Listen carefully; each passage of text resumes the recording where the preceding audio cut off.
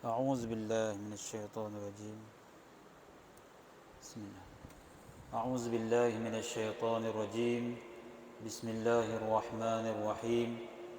الحمد لله رب العالمين الرحمن الرحيم مالك يوم الدين.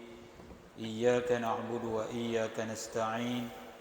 اهدنا الصراط المستقيم صراط الذين أنعمت عليهم غير المغضوب عليهم ولا الضالين آمين.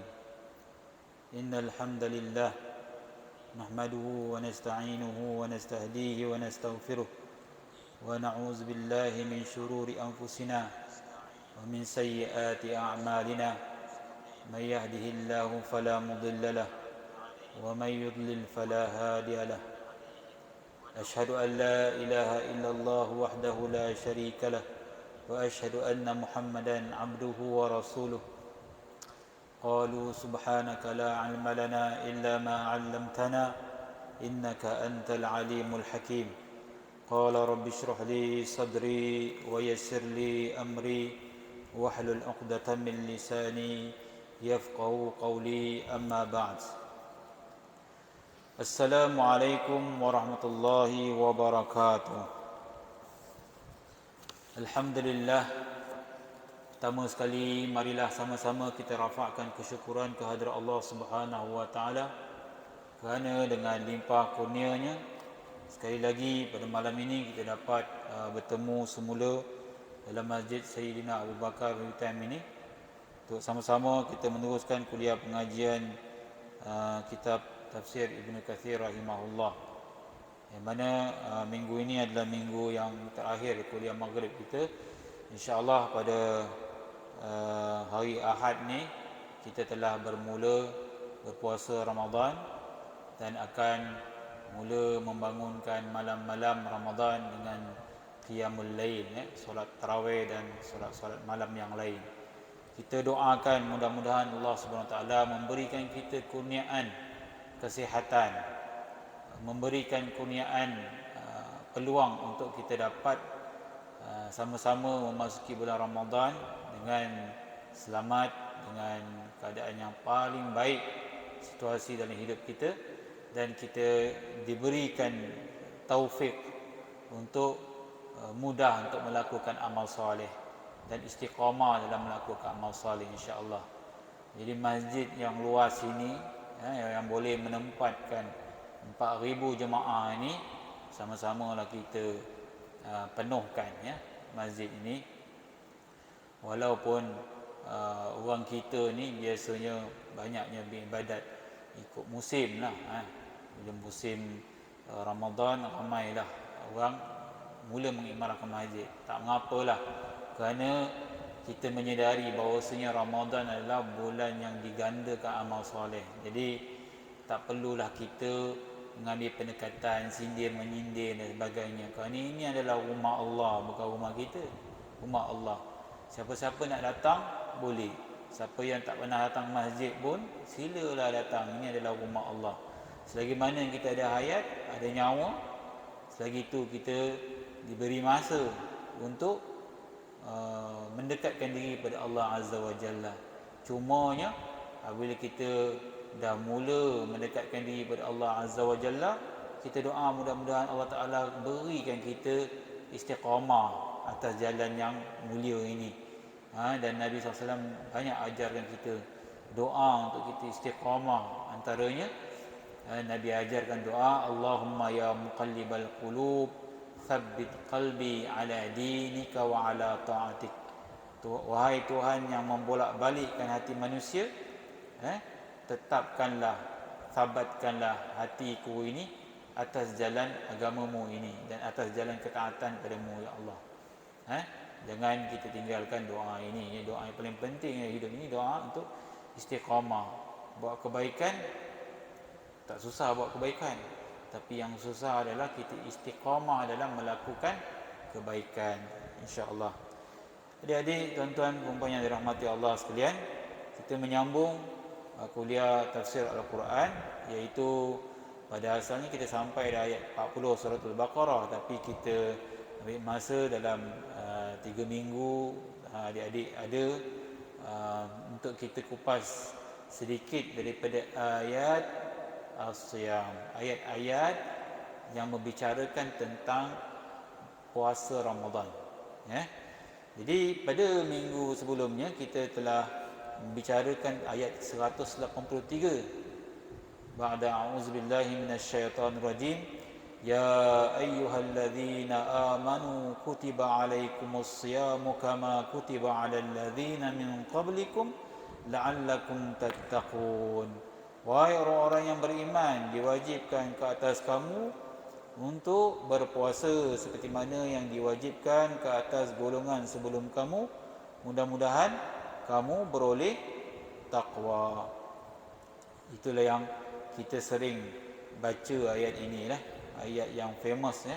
Kita baca apabila kita masuk pada bulan Ramadan Al-Mubarak. Nanti kita tengok dalam tazkirah harian Ramadan nanti, kita akan mula pada satu Ramadan, pada 2 Ramadan nanti. Banyaklah asatizah kita, ustazah penceramah kita ni akan membaca ayat-ayat inilah untuk kita tadabbur, untuk kita menghayati ayat-ayat suci Al-Quran. Tambah lagi, bulan Ramadan ini adalah bulan yang Allah Ta'ala muliakan dengan penurunan Al-Quran. Lebih-lebih lagi lah kita kena tadabbur Quran, ya. Seperti mana Allah Subhanahu Wa Ta'ala berikan tugas kepada Nabi junjungan kita Nabi Muhammad sallallahu alaihi wasallam untuk menyampaikan Al-Quran ini dengan kita, tugas kita untuk menyambung perjuangan Nabi SAW dengan kaedah, 3 kaedah interaksi kita dengan Quran, iaitu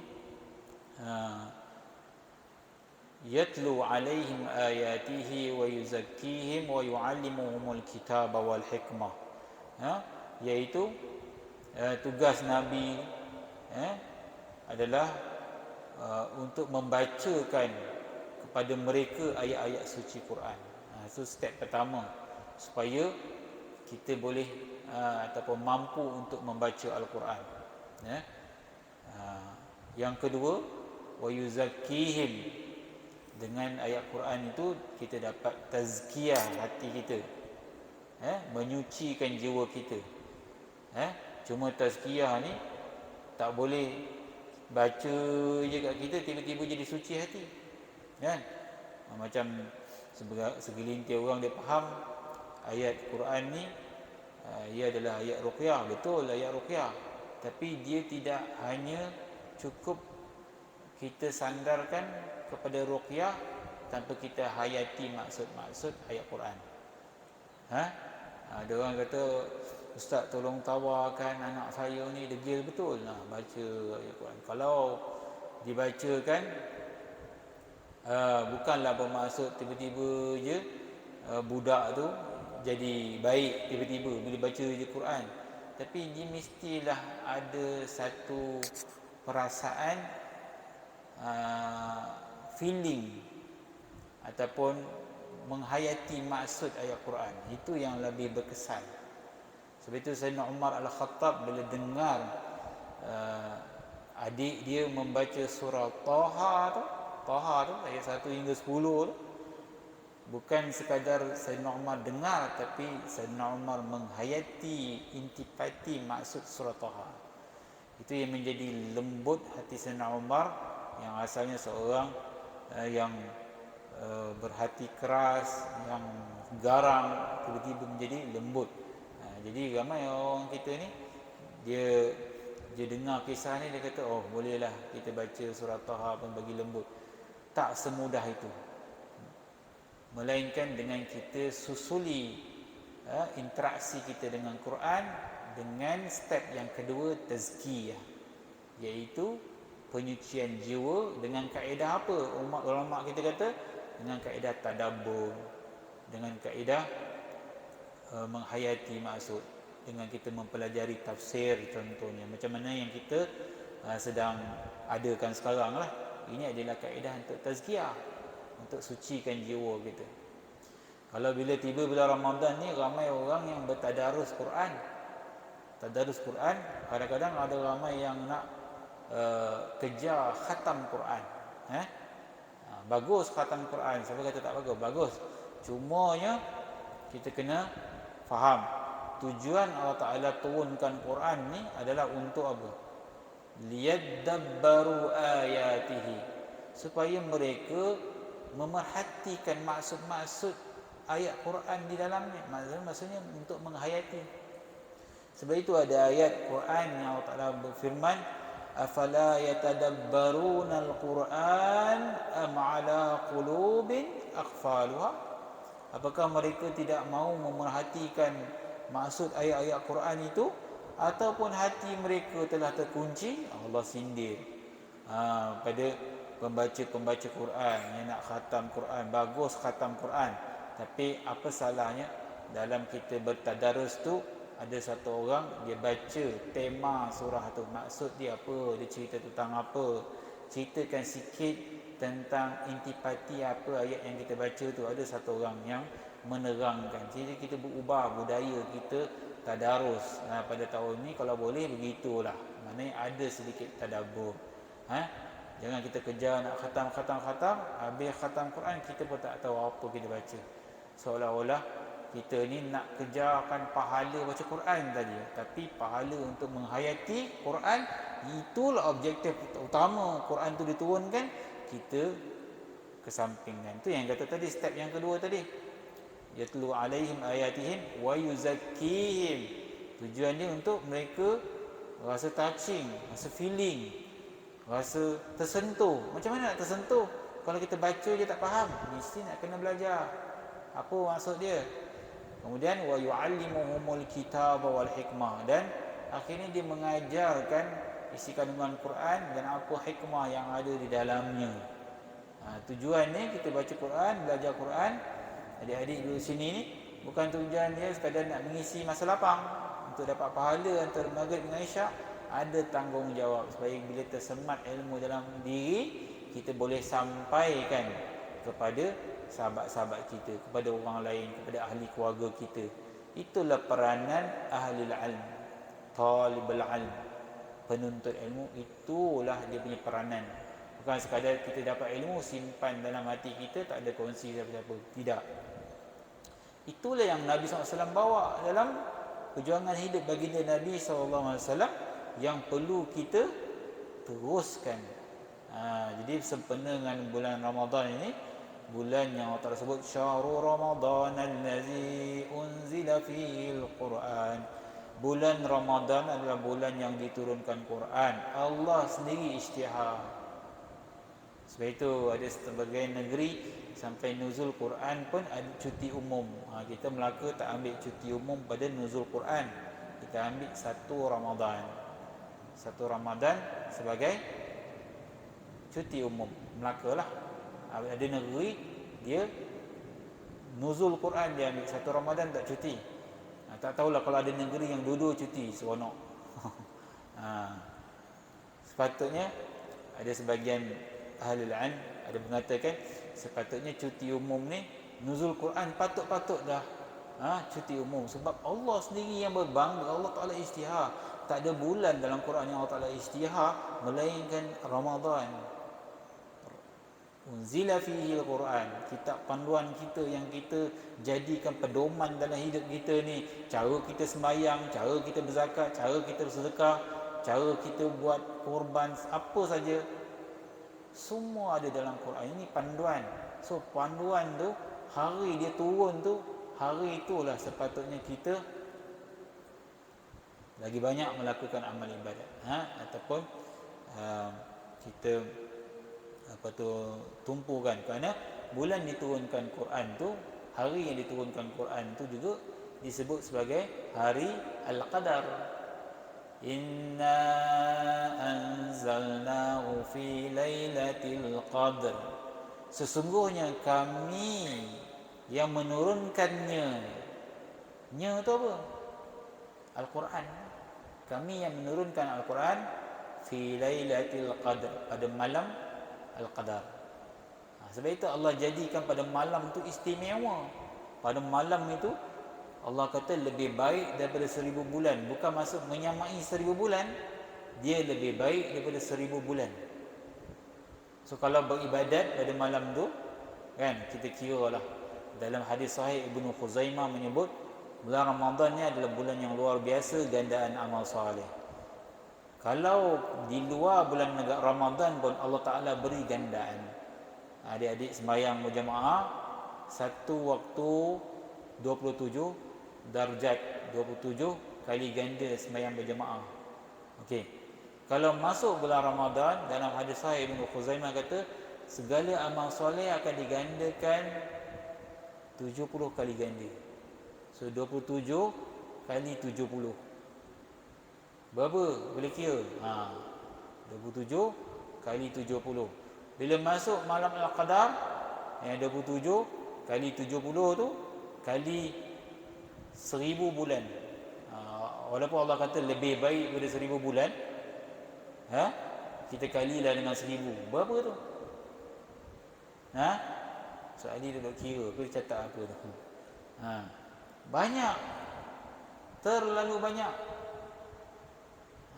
Sampai dalam hadis riwayat Ahmad kata man hurima khairaha faqad hurim. Barang siapa yang diharamkan kebaikan, mendapat kebaikan pada malam Al-Qadar, maka dia diharamkan mendapat kebaikan pada hari-hari, pada bulan-bulan yang lain. Itu yang kita bimbang. Sebab itu nama dia malam Al-Qadar, bukan malam Al-Qadar. Dia orang kata malam Al-Qadar. Dulu orang kata malam Al-Kamdar. Dia pergi shopping kat Kamdar pula. Malam Al-Qadar. Qadar maksudnya kita pun sebut takdir, kan, malam ketentuan, kan. Yang ini baru betul kita punya kamus hidup kita. Setahun akan datang apa akan jadi pada kita. Kalau malam itu kita baik, insya-Allah setahun akan datang kita punya takdir ditentukan dengan penuh kebaikan, insya-Allah. Jadi kita dah sebut ayat 183, Allah beritahu maqasidus siyam, objektif puasa adalah untuk mengejar takwa. Kalau kita habis Ramadan tak ada rasa takwa kita ni meningkat, tak ada rasa kemanisan ibadat, kita sendiri tahu. Kadang-kadang rasa ni bertakwa lah, macam riak pula, kan. Hari ni aku rasa penuh takwa aku. Jangan cakap yang tu, kan. Update kat Facebook, kan. Hari ni rasa takwa lebih sikit, jangan begitu. Cara kaedah kita tahu kita ni dah hampir dekat dengan takwa atau tak, kita rasa manis tak ibadat. Bisa seronok dapat sembahyang tarawih. Alhamdulillah. Rasa seronok dapat tadarus. Esok nak qiyam Ramadan dekat Masjid Yutem. Dah dapat qiyam, rasa seronok, rasa tenang hati, rasa gembira. Yang itu tandanya kita dah rasa manisnya ibadat. Tapi kena tanya betul-betul seronok tu buat apa? Seronok kadang-kadang dia keliru, dia bermain, dia ada konflik dalam hati dia. Seronok pasal apa? Ada kekasih hati, tu pasal seronok. Tengok ada kekasih hati datang masjid. Ataupun seronok suasana saja. Ada orang dia terkeliru, tengok seronok suasana, tapi bukan ibadat tu. Kadang-kadang orang keliru itu. Tengok hari pertama Ramadan, seronok Masjid Yutem penuh, sampai ke belakang macam sembahyang Jumaat. Suasana seronok. Esok nak datang lagi suasana. Seminggu kemudian dia dah mula tak datang. Kenapa tak datang? Tak seronok, suasana tak ada. Tengok, dia manis tu bukan sebab ibadat, tapi suasana. Kadang-kadang dia konflik dalam diri, dia tak tahu dia rasa manis ibadat ke manis suasana. Betul tak? Kadang-kadang ada orang dia nak buat kebaikan, engkau pergi tak kuliah ni Ustaz Ashraf? Saya tak pergi, tak pergi ke malam pergi, contoh macam tu. Kadang-kadang dia nak pergi tu bukan kerana kuliah tu sangat, tapi kerana ada kawan tak ada kawan. Tu. Kadang-kadang kita kena tanya diri kita, betul ke kita ni rasa manisnya ibadat? Ke aku rasa seronok ni sebab suasana ke sebab ilmu ke sebab rasa Allah Ta'ala beri kemanisan ibadat. Itu kita tanya diri kita, muhasabah diri kita lah. Tapi jangan kita update kat Facebook apa semua, takut nanti hati kita akan melencong ke arah lain. Jadi takwa itu penting. Ayyaman ma'dudat, faman kana minkum maridan aw ala safarin fa'iddatun min ayyamin ukhar. Puasa yang diwajibkan itu adalah beberapa hari tertentu. Jadi dia tak sebut lagi 30 hari. Beberapa hari tertentu. Maka barang siapa di kalangan kamu dalam keadaan sakit ataupun dalam keadaan bermusafir, fa'iddatun, maka dia boleh berbuka, maka gantikanlah pada ayyamin ukhar, pada hari-hari yang lain. Ini di luar Ramadan lah, hari-hari yang lain.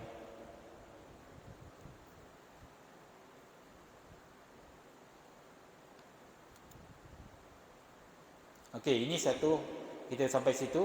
Ini satu lagi perbahasan hukum hakam yang masuk dekat sini.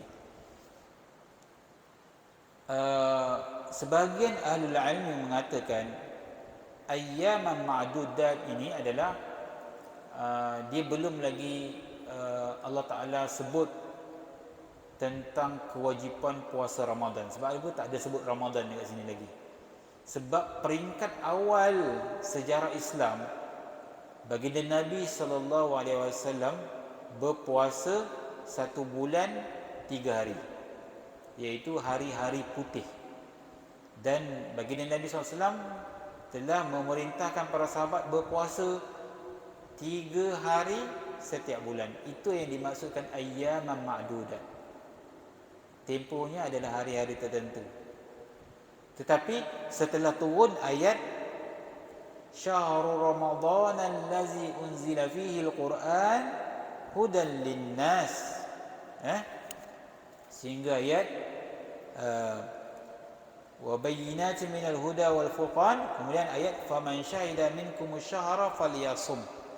Bila turun ayat 185, bulan Ramadan adalah bulan diturunkan di dalamnya Al-Quran, menjadi petunjuk buat manusia dan keterangan-keterangan daripada petunjuk dan pembeza antara yang hak dan batil. Barang siapa yang menyaksikan antara kamu ini bulan itu, maka hendaklah dia berpuasa.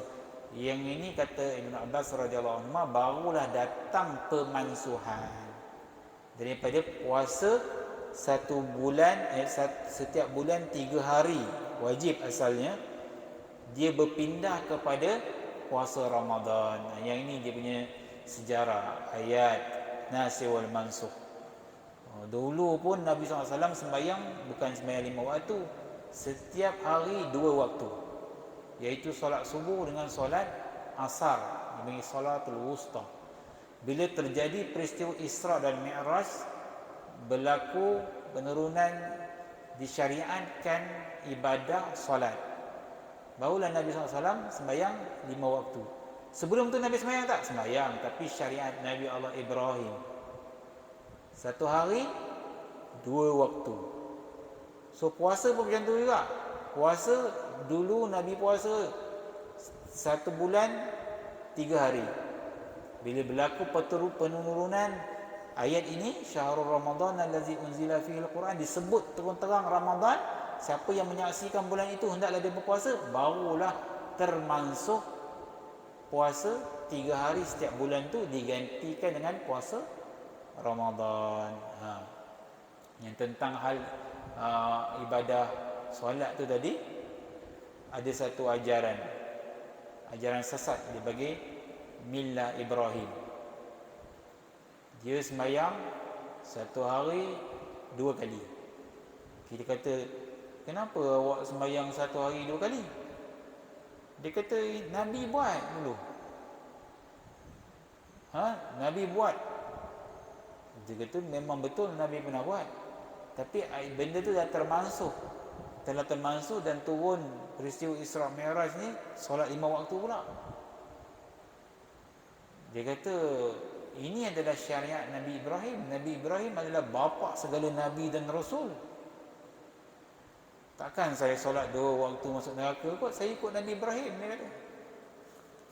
Ini dah masalah ni, orang ajaran sesat ni kan. Salah. Dia kata menamakan milad Ibrahim. 1 hari 2 waktu sembahyang, solat subuh dengan asar. Seronok tu subuh dengan asar. Maghrib Isyak semua tak sembahyang. Zuhur pun tak sembahyang. Ini ada ajaran tu kan.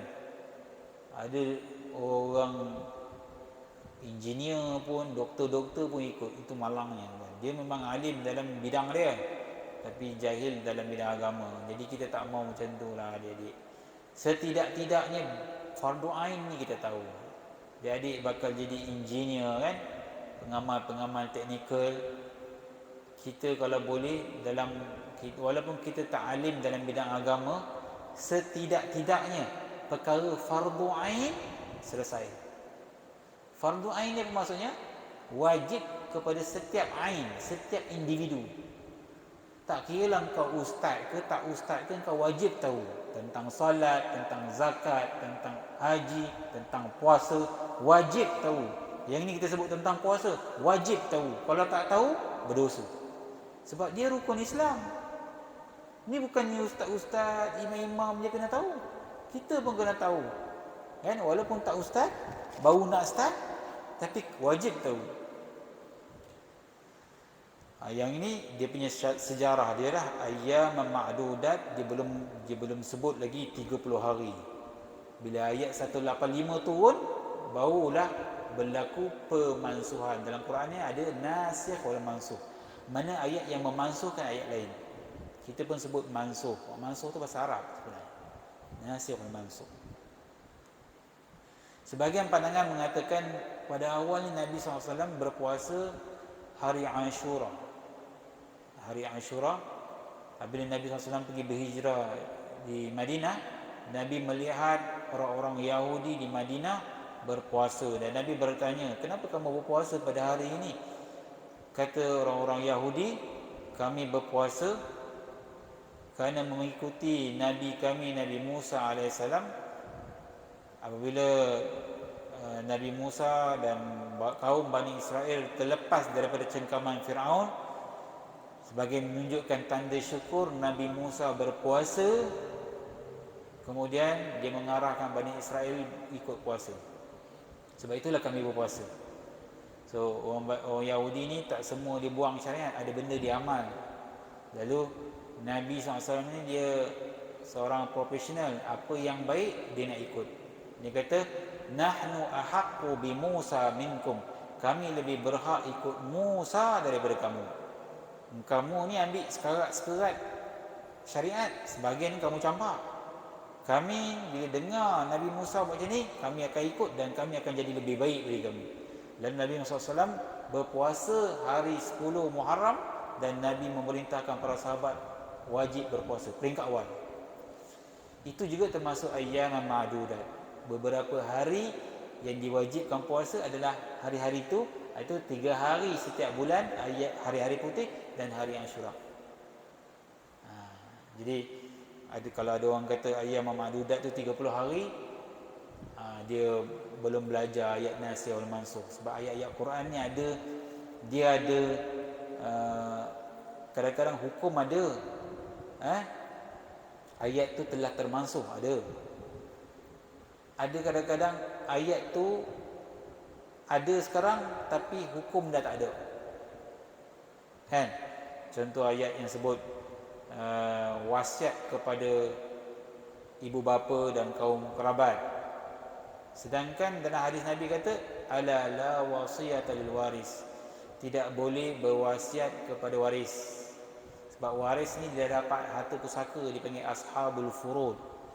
Jadi wasiat ini hendaklah pada bukan waris. Tapi kalau dia wasiat kepada waris, tak ada masalah kalau waris semua setujulah. Dia ada hukum mahkamah. Maksudnya ada terjadi nasikh wal mansukh tu. Ada ayat yang lain yang memansuhkan ayat ni. Itu nak kena faham. Kalau adik-adik belajar lebih tinggi sikit ulumul Quran, bab nasikh wal mansukh, kita akan tahu mana ayat dia masih ada tapi hukum dah tak ada. Kita dah ingat apa dalam Quran kita kena berhujah. Tak semua ayat Quran boleh berhujah. Ada ayat yang valid, hukum dia ada sekarang. Ada ayat yang dah tak boleh. Kan? Contohnya ada ayat Quran yang kata bila wanita-wanita berzina ni hendaklah dikurung dia telah termasuk dengan ayat az-zaniyatu waz-zani fajlidu kulla wahidin minhuma mi'ata jaldah. Penzina perempuan dan penzina lelaki, setiap daripadanya perlulah disebat 100 kali. So ayat tu telah memasukkan ayat yang kata hukum. Jadi hukum tu peringkat awal. Kita kena faham dalam Quran ni ada lebih kurang 500 ke 800 lebih ayat-ayat hukum. Ada yang hukum dia ada hukum dah tak ada. Tapi ayat dia masih ada. Bila dia baca dapat pahala, tapi hukum dah tak ada. Itu sebagai penambahan ilmu lah. So termasuk ayyaman ma'dudat, kita baca terjemahan, tapi yang dimaksudkan itu hari-hari yang asal dia wajib. Asal dia wajib, tapi sekarang dah tak jadi wajib. Puasa sunat, hari-hari putih. Puasa sunat Muharram, dia dah jadi sunat. Dulu wajib. Kemudian Allah sebut wa man kana maridan aw ala safarin. Siapa di kalangan kamu yang dalam keadaan sakit. Apa yang dimaksudkan sakit? Sebab kita siapa yang sakit dalam keadaan musafir, dia boleh berbuka dan wajib diganti pada hari-hari yang lain. Apa yang dimaksudkan sakit kat sini? Bagus kadang-kadang kita nak tadabbur Quran, kita buat halaqah sama-sama pelajar, baca terjemahan, lepas tu hurai. Bagus, tapi hurai tu nak kena faham betul. Kadang-kadang ada yang mari hurai dia tak tahu disiplin ilmu. Jangan kita faham Quran secara literal, kena belajar tafsir. Kalau kita faham macam ni, jadi tengok satu Ramadan orang belajar ni dia faham. So kita dengar ni Allah Ta'ala sebut siapa yang sakit boleh buka puasa. Ulama sesama. Maknanya bolehlah buka puasa. Sesama pun satu sakit. Apa lagi sakit? Terluka, aduh sakit kan? Ada terjatuh sikit sakit, lutut darah. Wah, boleh buka puasa lah. Apa ajaran kau? Ajaran apa? Quran dia kata. Takkan kau nak nafikan Quran? Quran kata siapa yang sakit, maka bolehlah dia fa'iddatun min ayyamin ukhra. Dia boleh buka dan ganti pada hari lain. Wah, sedap dia berhujah. Wah, dah jadi ustaz lah. Belum ustaz lagi. Start pun belum lagi sebenarnya. Tak faham Quran sebenarnya. Kita tengok pandangan-pandangan ulama. Kata ulama, yang dimasukkan sakit ini ialah bukan sakit secara umum. Sakit yang menyebabkan ibadah puasanya terganggu. Maknanya kalau dia berpuasa akan memudaratkan tubuh badan dia. Itu sakit yang jenis gitu. Seperti sakit apa? Gastrik. Maknanya kalau dia tak makan, sakit, lagi sakit dia. Cerit-berit, teruk cerit-berit, air pun habis. Kejap-kejap terkucil. Cerit-berit boleh mati tau. Dia perlu makan ubat. Itu. Ataupun sakit apa lagi? Macam manis, hypo. Maknanya gula kurang dalam darah, gula dia dah kurang. Jadi dia kena makan. Tak payah nak kata nak jaga kesihatan, nak hukum. Sekarang ni nak jaga nyawa lagi penting lah. Hifzun nafs. Disebut dalam Al-Quran, wala tulqu biaidikum ila tahluka. Kamu jangan campakkan diri kamu ke arah kebinasaan. So sakit jenis macam tu yang boleh buka puasa. Bukan sebarang sakit. Sebab itu kena belajar tafsir. Sebab kalau kita baca terjemahan, dia sebut sakit ni mana dia dalam kurungan macam mana, gastrik mana ada. Kalau tidak panjang lah. Macam mana kita nak tahu seterusnya? Dah je tafsir lah, datang Majid Yutan. Baru kita tahu. Kan? Sebab banyak tuan-tuan ajaran sesat ni dibaca secara literal tu dia faham gitu habis. Sebab ada ayat Quran kadang bahaya, bukan bahaya ayat Quran tu, bahaya pemahaman literal. Yang itu yang paling kita bimbangkan. Kita bagi laluan azan tu, insya-Allah kita sambung sikit.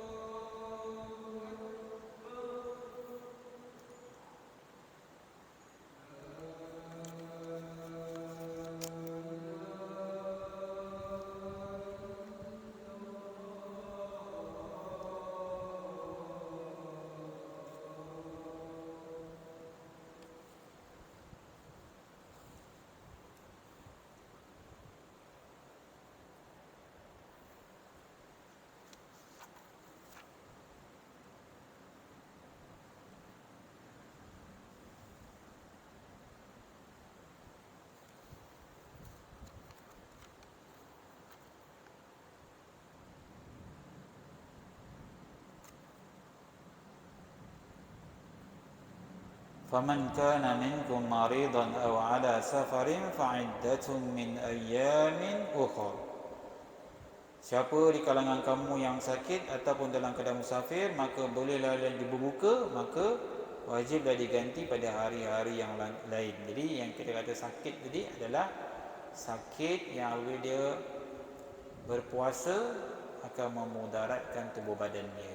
Kalau sakit yang tidak memudaratkan ataupun bila dia berpuasa tidak memudaratkan apa-apa, maka dia tetap wajib lah.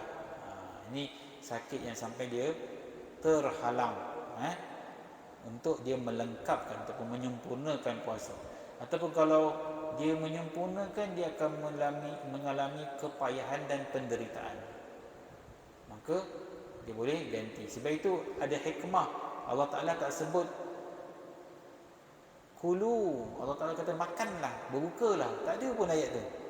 Kalau kita terjemah secara literal, Allah Ta'ala sebut barang siapa di kalangan kamu yang sakit ataupun dalam keadaan musafir, maka gantilah pada hari yang lain. Kita pun tak faham pula. Sebab itu dia ada dalam kurungan dan terjemah, maka bolehlah berbuka. Dalam kurungan tu apa yang tak disebut dalam Quran, tapi nak bagi mudah faham gitulah. Itulah takwilan dia. Maksudnya kenapa Allah hazafkan jawab dia, jangan berbukalah. Maksudnya faham-fahamlah, tak perlu cakap lagi. Kalau dalam kamu mudarat, berbukalah, bolehlah ganti pada hari lain. Macam itulah. Ataupun dalam keadaan musafir. Musafir ni apa? Apa maksud musafir? Bagian ulama kata musafir yang kita diberi keringanan untuk solat jamak dan qasar. Dalam mazhab kita ni mestilah 2 marhalah ataupun jarak jalanannya 84 km. So kalau jarak 84 km, musafir bukan tujuan untuk melakukan maksiat, maka kita diberi keringanan dalam mazhab Syafi'i untuk menjamak qasar dan solat, dan diberi keringanan juga dalam keadaan puasa Ramadan untuk berbuka. Boleh ya buka? Pergi KL buka boleh? Boleh. Tapi janganlah berbuka ni dekat tengah khalayak ramai, kan? Senyap-senyap dah lah, kan? Kena ada kesantunan. Orang Melayu kita ni ada kesantunan. Saya dulu negara Arab dulu, peduli apa dia orang ni, KRNR makan ramai-ramai. Tengok, bulan puasa, dia kata dia musafir boleh makan, dia makan. Naik flight macam tu juga. Nak pergi belajar dulu di tempat saya belajar dulu di Morocco, 16 jam naik flight. Atas flight tu pramugari tu tanya, are you fasting? Puasa ke? Kita puasa lah. Puasa dia tak bagi makan lah. Tapi ada satu Muhammad Arab ni daripada Iraq apa lah, kan? Dengan jambang dia, dengan macam syekh dia nampak. Kita kata kita puasa, takkan dia tak puasa pun, gaya syekh. Dia kata tak. Nak makan. Dia bagi makan. Dia makan pun berdecap-decap sebelah kita tu. Allahu Akbar kata. Kita pun cakap dengan ustaz yang bawa kita tu, pasal apa dia tak puasa ni? Ustaz dah bersenyum. Memang boleh lah, musafir boleh. Kalau kita pilih untuk nak makan. Tapi kita bukannya macam zaman dulu. Zaman dulu musafir memanglah penat, naik unta, itu padan lah. Sekarang ni kita duduk relax. Takkan dia nak makan.